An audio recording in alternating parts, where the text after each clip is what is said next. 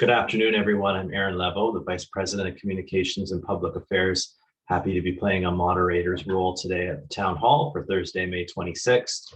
We are just a short week ahead of our go live for Epic, so you'll see some of the presenters today with their Epic backgrounds.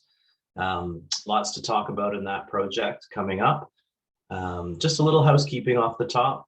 We will have the Q&A function open today, so you'll be able to type questions into the Q&A function as we go. So it's something that you wanted to ask one of our presenters, and they will type an answer to you as soon as they are able. Once your question's answered, you can review the answer in the Answered tab in the Q&A function. And you will also have the opportunity to email questions using the email line hhsnews@hhsc.ca, and we'll have that up again a little later. So we'll reserve Q&A for questions and answers, please, and we'll keep our chat function for our celebrations at the end of the session. Okay, so that's enough for me. I know our CEO, Rob, couldn't be here today, but we're very fortunate to have Sharon Pearson, our Chief Operating Officer and EVP Clinical Operations, who's going to kick things off and also give us an update on what's happening across our sites and services. So Sharon, over to you. Great, thank you, Aaron. Good morning, everyone, and happy to be here for Rob today. Happy May 26th. I'd like to start with our land acknowledgement. So as we begin, I'd like to acknowledge we're privileged to provide care on lands that Indigenous peoples have called home for thousands of years.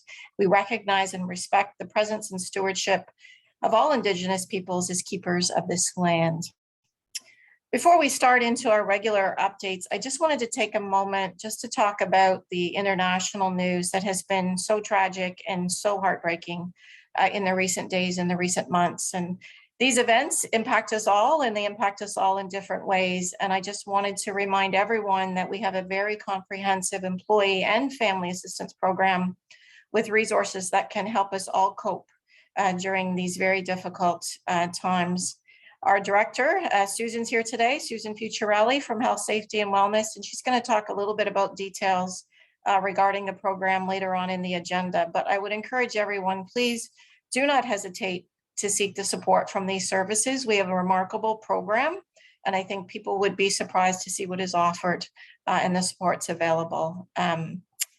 So with that, we're going to talk a lot about Odyssey today. We are just 8 days, hard to believe, 8 days away from launching Epic on June the 4th. So much of our time, we'll talk about that today, including my own operational update.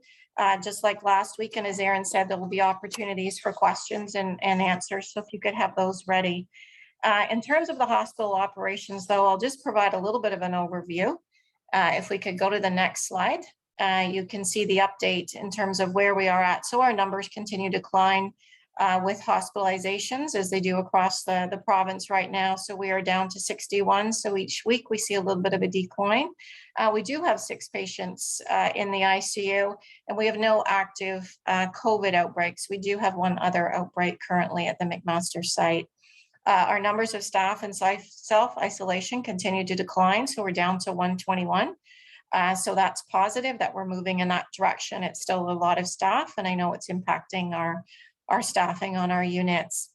Our occupancy pressures are unyielding. They still remain very high, and the sites remain very tight with respect to capacity. So you can see at a site-specific level where we sit relative to our occupancy rates, and then overall 111%. So in order to accommodate that, we continue to have large numbers of unfunded beds open and patients in unconventional spaces. What's driving the occupancy? Certainly at the McMaster site, we're seeing very, very high ED volumes at that site. At the other sites, we continue to see volumes that are quite similar to our pre-COVID volumes. We are seeing higher acuity, and we are also seeing slower transitions into the community. So that is contributing to an overall higher occupancy rate that we're experiencing. And again, even with the satellite health facility, we continue to carry an ALC number that's above 200. So that work with our community partners continues. I did want to talk a little bit, if we go to the next slide, just in our planning as we go into the week before Epic go live, and what is occurring in our surgical and procedural areas, along with our diagnostic and outpatient areas. So from a surgical procedural activity level, we will reduce in the first week by 50%. And then 25% in the second week. And this really is to ensure that we have capacity for our staff to learn and work within EPIC. And you can see the note there that this is an aggregate overall reduction, and it does vary by the areas. The most significant impacts are to those procedural areas that have shorter duration interventions like endoscopy and some of the short surgeries. Where possible, and obviously given the nature of the work, C-sections and inductions, there'll be some scheduling considerations when that can happen. We are adding resources for the OR for weekends where indicated, so we don't want to fall behind and not be available for our regional programs. And the teams will be monitoring this daily. So if we can increase our activity, we will increase our activity as we can. And of course, adding additional nursing resources to support on call when possible. If we go to the next slide, from a DI, we continue to support, and we will continue with our supports for inpatients and EDs so we can keep flow going. There will be some deferral of outpatient work where that's possible, but again, any urgent work will be prioritized along with cancer work. And then within ambulatory, lots of work has been happening across the close to 200 ambulatory clinics that we have. There will be up to a 50% reduction in the first week, followed by a 25% reduction in week 2. And again, the teams will monitor that closely. I did call out JCC rather, because of the nature of the work. So you can see from the clinic perspective, going into the EPIC week, they'll be at 75% capacity to prepare, and then a cascading across the next 4 weeks. Week 1, they'll go to 50%, followed by week 2 and 3 at 75%, and then back up within a month to 100%. And systemic treatments will see an overall 25% reduction. So a fairly substantive reduction across our services that we provide at HHS, in recognition that this will require a lot of attention and focus from our staff and physicians. Wherever possible across any of the areas, we have tried to upstaff. We know that's incredibly difficult with the health human resources that we have, but we are doing what we can. We have operational leadership coverage models in place across all of our sites with the local teams, along with site command centers, and those all complement the overall corporate structures that have been put in place by the EPIC team. So lots of activity going into go live. And with that, I will hand it back to Aaron to carry on the agenda. Thanks very much, Sharon, for that update today. Okay, so next up is Odyssey, a little bit more, well, a lot more, in fact, from two of our vital leads for the project, Dr. Rob Lloyd and Carissa Corden, who are filling in today for Barry. So we'll start, I guess, with you, Rob. Over to you to give us an update. What do we need to know with 8 days to go? All right, thanks, Aaron. Yeah, 8 days to go. We're into single-digit countdown. I can hear people around the organization going 10, 9, 8. I will say, in my trips around the wards recently, I hear EPIC talked about everywhere, and that's a good thing. You know, and I will say there is, in fact, a palpable sense of excitement as well. We have lots of work to do to get there, but we are really close. Amidst everything that we've all had to endure these past 2 years, it's going to be a new day on June the 4th when we finally reach the starting line. We can say with confidence that we are in an excellent shape for going live next Saturday. The project team and leadership are confident that we are in the right place. Everyone on Project Odyssey is grateful for your support and enthusiasm as we drive this home. Leslie, you can move to the next slide.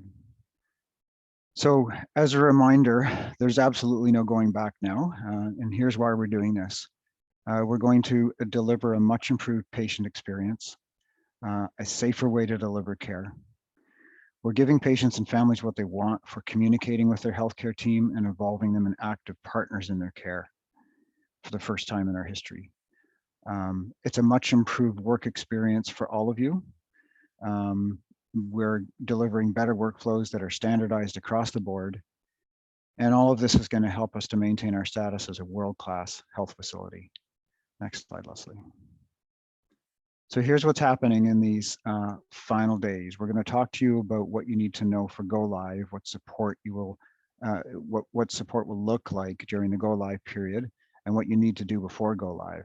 What it means to keep patients and families engaged as we go through this transformation, and how you connect with the team as you're getting ready for the next weekend and beyond. Before that, here's a little bit of what you need to know about downtimes. The business continuity access is our downtime support tool. And this BCA tool is a really powerful thing. It's got various levels of backup and so much better than our paper-only downtime processes in the past. So leaders, we're asking you to make sure that you review the downtime documentation package and identify any gaps by tomorrow. We'd like to hear back from you at downtime@hhsc.ca. And there's also a one-page under Odyssey on the hub. Just go look for the Go Live page and you'll find everything you need to know about business continuity. And next slide, Leslie. And what you need to know for Go Live. As we said before, we're aiming to flip the switch somewhere between 4 a.m. and 6 a.m. on June the 4th. That's early Saturday morning. However, it's possible this may change depending on what cutover activities are completed. At Go Live, once you're using Epic, you're going to use your badge to tap on and off every time. When you come to the workstation to chart in Epic, tap on and then tap off when you're done. It's important that we all get in the habit, especially of tapping off. And so a tip sheet about this is going to be circulated in the coming days. They'll give you all the details. For help during Go Live, you'll use the floor support model, which will be at your disposal. And Carissa's going to talk about this a bit more in a second. Look for people in the blue and yellow colored vests. If they're not available, you can call the help desk directly and press 1 for Epic support. A reference card that can fit right in your badges will have all of this information as well, and those will be made available to staff by next week. Okay, at this point, I'm going to hand over to Carissa Corden to carry on with Go Live information. Thanks, Rob. So I'm here to talk to you about the floor support model at Go Live. Again, just reiterating that we will have plenty of support on the floor by way of our amazing super users who are going to be wearing the blue vests. And they're available to support their colleagues and peers on the floors. When we go live, you will see people wearing different colored vests. So you will see those wearing blue vests. You will see others wearing a yellow vest. You will also see others wearing an orange, bright orange vests. So those who are wearing blue vests will be supporting our nurses, allied health staff, and business clerks and everyone else. Those who are wearing the yellow vests will be for our provider groups, which are our physicians, nurse practitioners, midwives, and dentists. So start looking out for those blue colored vests that Go Live. If you have an issue with Epic, these are your first go-to resources. 24-hour support is also available to help you use and navigate the system. So for example, one of the issues you might come across is in logging in or gaining access to the system.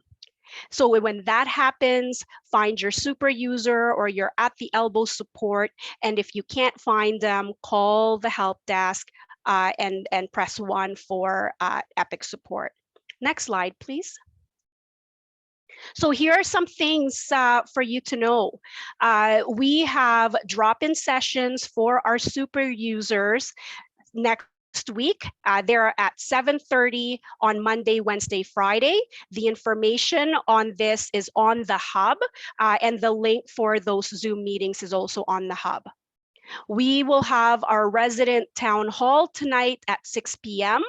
We also are going to host some office hours for McMaster physician assistants, physician admins, sorry, and that's available this week from 8:30 to 10:30 and 1 to 3 p.m. We've also got set up some centers to help our providers with setting up their haiku and canto. And so that's erected until June 10th. Again, this is for providers only, which are our physician group, our nurse practitioners, midwives, and dentists. We have login access support. And if you need that, we're asking that you please complete a HITS or My IT ticket. And again, on Citrix, we've got our Epic Playground available. And so as soon as you finish your Epic training, you can actually start playing on the Epic Playground. And we encourage you to do that so that you're more familiar with the Epic system. A few other things we're asking you to do. We are asking all staff to get their end user proficiency assessment completed prior to their first shift.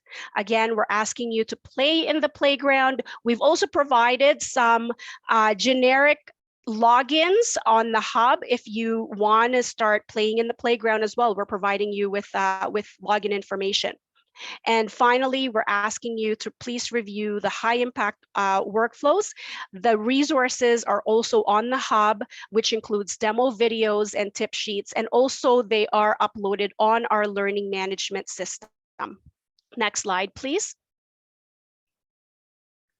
We did discuss this at the last time, but it's worth repeating how important it is for our patients and families to be patient as we undergo our transformation. There are some other changes that they may not be used to, such as getting an armband or seeing our people using mobile devices to document their care. I encourage you to please review some of these key messages about how to discuss these with patients and families and let them know that their care will not change and that they will continue to receive high quality care from our staff and physicians. We will, of course, have signage posted at key entry points explaining these changes as well. Next slide, please.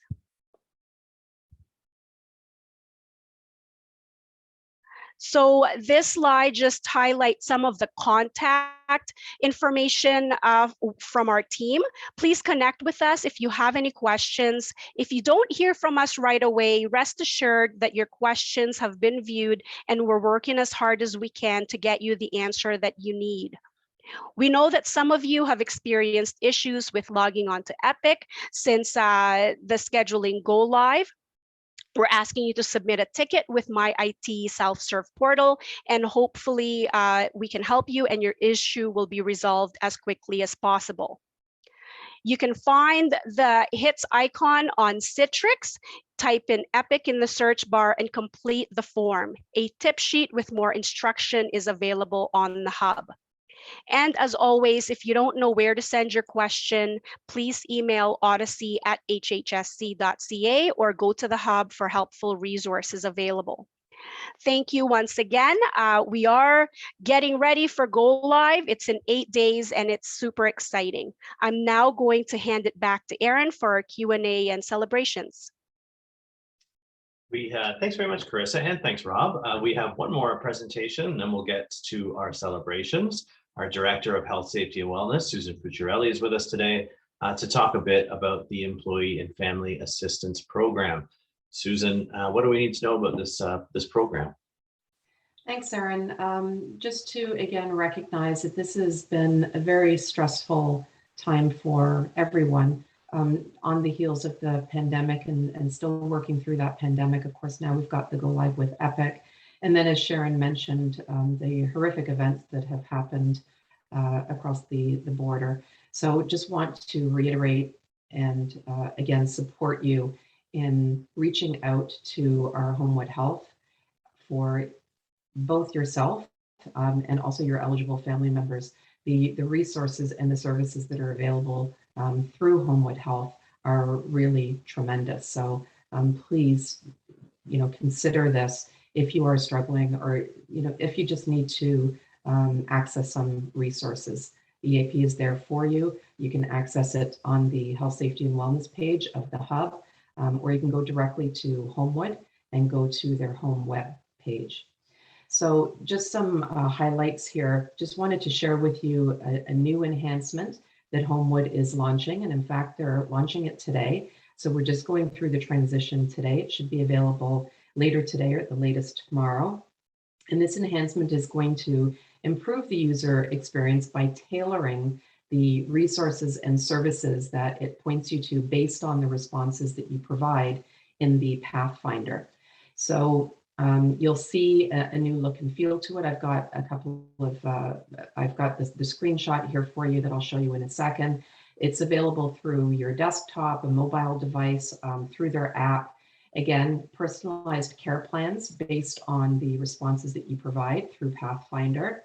And you've got the option of having a fully live experience, a fully virtual experience, or a blended experience. Next slide, please. So this is what you'll see when the new Pathfinder is up on Homewood Health's webpage. And you'll see here that there's a pulse check. That's right in the middle of the page here. And that's something, again, that's optional for you, and you might be familiar with this color scheme because, again, it's very similar to what we used in the Working Mind from the Mental Health Commission of Canada. So this just gives you an opportunity to say how you are feeling in the moment. How do I feel today? Am I feeling really good? Am I feeling somewhat stressed? Or, do I really feel that I need some support here? And then based again on that response, you can click on continue and it will take you through a pathway. You can always go back to your dashboard, and that's on this page up at the left, the top left there. And you'll see the dashboard. Again, this provides all of the different resources that are available through Homewood. And then you'll see that Pathfinder is on that dashboard as well, and that's where you would launch Pathfinder. And so what is Pathfinder? Pathfinder, again, is a series of questions that helps to identify the area of interest that you may have, and asks any questions about how you are feeling, whether or not you need immediate assistance, or you're looking for some other form of support. So it's very tailored. It's an algorithm that Homewood has running in the background that will help to direct you to the appropriate resources based on the responses that you provide. And so based on some of those responses, you may get to the Homewood Meet Now. And this is for individuals that require immediate assistance in the moment. And so that will allow you to immediately connect with a counselor at Homewood and have that conversation with them. If it's not immediate assistance that is required, there's also this great new feature under booking. And what booking allows you to do is to select the dates that are convenient for you to connect with a counselor. And then that calendar feature allows you to click on that date and you'll see which counselors are available in your area. And then you can book with that counselor. And there are bios on the counselors as well, so that you can actually match who you think might be best for you. Or you can just, again, click on the date and then choose any counselor that you would like to. Next slide. So again, we're just going through the transition today. So we're quite excited that this is going to be launching for all of us to be able to access. And the invite code that you see here, so that's the S12184 code, will be what you will need to input where it's prompted. And again, that code is on the hub on the Health, Safety, and Wellness well page. In addition, there's a tutorial. So there's a video that you can watch as well on the hub on the Health, Safety, and Wellness page. And that will walk you through, again, it gives you a much more in-depth viewpoint of what Pathfinder is about, and it shows you how to navigate through that. So again, I hope that you will take the opportunity to look at the Homewood Health webpage, and certainly if you have any questions at all or any concerns, you can feel free to contact me as well. Thank you very much. Back to you, Aaron. Okay, thanks very much, Susan, for that. And thanks to all of our presenters today. People are still entering questions into the Q&A function, and that's great. You can continue to do so until the end of today's town hall. If we don't get to your question by the end of the town hall, then someone can email you an answer. So make sure that you include your name with your question. You can email questions after the fact too to hhsnews@hhsc.ca, and we'll make sure to get a response to you from the right person as quickly as possible. So that will be open anytime for anyone to ask a question about anything today or anything otherwise. Okay, so next up on our agenda, as is our custom, we have our celebrations. This is an opportunity for our audience to raise a hand and give a shout out live, or for our panelists to do the same, or you can type it into the chat forum and I'll read it out as we go. I know there's lots happening throughout the organization, certainly as well. Lots of recognition days and events to call out. So something to keep in mind. Leslie Gillies, I see you have a hand up. What would you like to celebrate today? Right out of the gate there, Aaron. Thank you so much. I just want to recognize, thank everyone for their hard work. We've just noticed such a improvement in the numbers of people completing their education, attending in class. We've had sort of a real intensive 2-week focus leading up to June 4th, and the numbers are reflecting that. So I think everyone's feeling, hopefully, I think the pulse is a little bit more confident and aware as the education is prepared. So we are now in the sort of mid to high 90s in some of the areas. So what an accomplishment, despite everyone's competing priorities. Congratulations and thank you. Awesome. Thanks very much for that today, Leslie. Okay, I have here from Morgan Richardson. Beyond thrilled to be in a position to welcome back volunteers to the organization in a gradual re-entry model as next Monday. The volunteers will be instrumental in supporting My Chart initiatives, GPS, guiding people services, and lots more. Thanking the volunteer resources team for their immense efforts alongside the many stakeholders involved in their safe return. A huge part of our hospital family back on site as of next Monday. Thanks, Morgan. That's great. Okay, I don't see any more coming in the chat forum. We'll take a look again. Just a reminder, anyone can also raise their hands to deliver a celebration live, even our viewing audience. Here we have something from Kevin Marley, celebrating all the hard work done over conversion weekend on May 14th and 15th.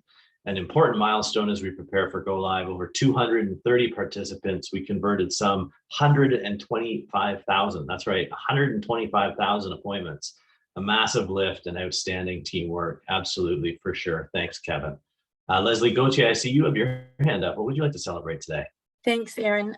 Two very special retirements to acknowledge. One is for Diane DeBastiani, who is currently the business manager with Perioperative Services. Diane's had many years at HHS supporting both the finance and the peri-op team. Her last day of work is May the 31st, and I want to publicly thank Diane for all of her contributions. And choosing to leave on the same day as Diane is Cheryl Malcolmson, who is currently the manager for the MES and DI.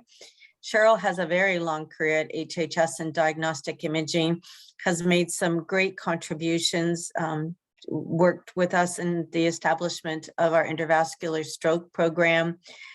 She partnered with me in the build of the heart unit and really has taken a lead in the MES work. And both of them leave next week, and just wanted to thank the two. Very nice. Great work for both of them. And thanks very much for pointing out those retirements. Dave McKeag, I see you with a hand up. What would you like to celebrate today?